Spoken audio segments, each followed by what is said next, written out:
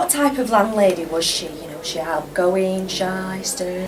She was a mixture of all, actually. It depended on what sort of day, what sort of visitors we had. Yeah, she was outgoing. She accommodated for everyone, depending on... But definitely the head of the household. Oh, yes. She met everyone. That's if she was in, because she always, during the day, she would be out doing shopping or meetings for all the different organisations she was part of. She was born and bred in Chorlton-cum-Hardy in Manchester. She was advised a month after my mother was born in 1952, because of her anemia, to move near the seaside. She came on holiday here in 53 and they moved here in 55. Do you know why she became the landlady? And when they came here for a holiday, they stayed in a guest house, but my Nana always had a secret passion for catering and baking, etc. And she just thought I could do that. But while they were here on holiday, they saw a guest house up for sale on Clarendon Road. And that's what they bought. That was their first guest house on Clarendon Road, called Glen Villas. I think they had that for 4 or 5 years, and then they moved to Hyacinth Road, number 45. Do you know what attracted the guests? Was she a good cook, entertainer, good discourse? Was she good at talking? They used to be called Wallace Arnold, and now Shearings. They arrive, say, 2 in the afternoon, and they stay overnight, and then they would leave by 11 o'clock the next morning on to the next destination. But they had my Nana always did a set meal. It was tomato soup or grapefruit for the evening meal, and it'd be a breaded place, green beans, sweet corn, new potatoes, and then it'd be the dreaded peach melba or ice cream at the end. Dreaded by you, or? Yes. Yes. Because during the 6 weeks holidays, that was my tea, and you got a bit sick and tired of peaches.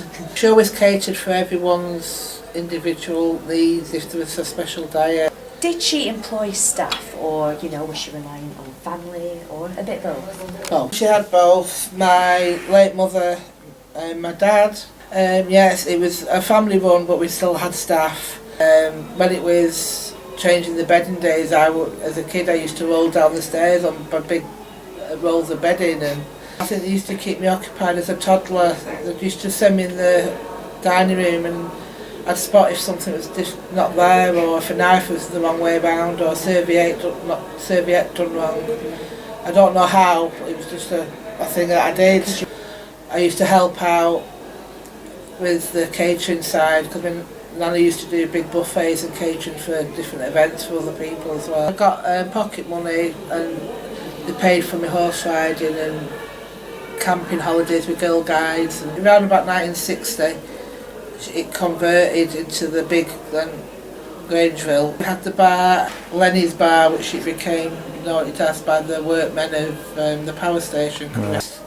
She was the first hotel to have a wooden parquet dance floor. They had the upstairs lounge, which had all different board games, magazines. It was like the quiet area time. Downstairs in the bar area we had the big screen. It was I always remember it was called Telefunken, and it was a big TV screen, about the 60-inch screen that came out in the 80s, and yet it was all built in with a video recorder, and you got monthly videotapes with entertainment from Australia and all sorts.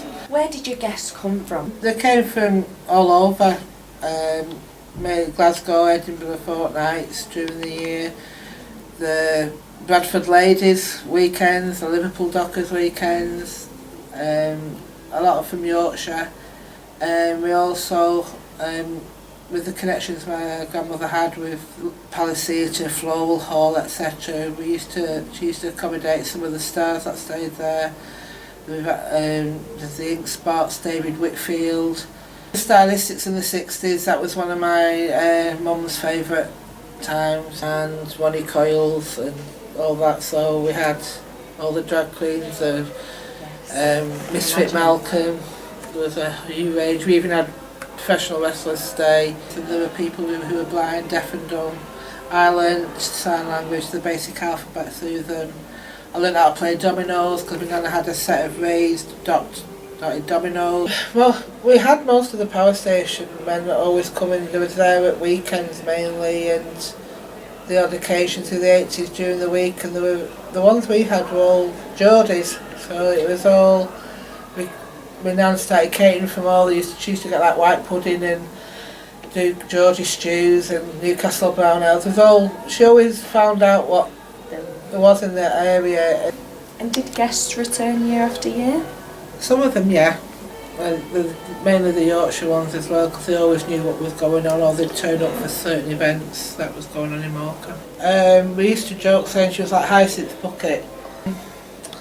Her voice did change when she answered the phone, like, Mrs. Won't speaking, lady of the house, or hello, this is Grangeville Hotel, how may I help you? But she, every now and then a broad Mancunian accent will come through, especially if some of my relatives, my aunty Stella and that, would come and visit. After a few hours my Nana was right back into that accent. It was, but yeah, she did. She always used to say, I've got to take you to one inclusion lessons because you're Lancastrians. Oh, I'm born here. Nana always tried to keep up with the Joneses, so to speak, the latest trends. I even remember her coming in one day in leg warmers and a headband, but that was, it was. During the day, you wouldn't see my nan. She'd either be shopping, that was her special hobby.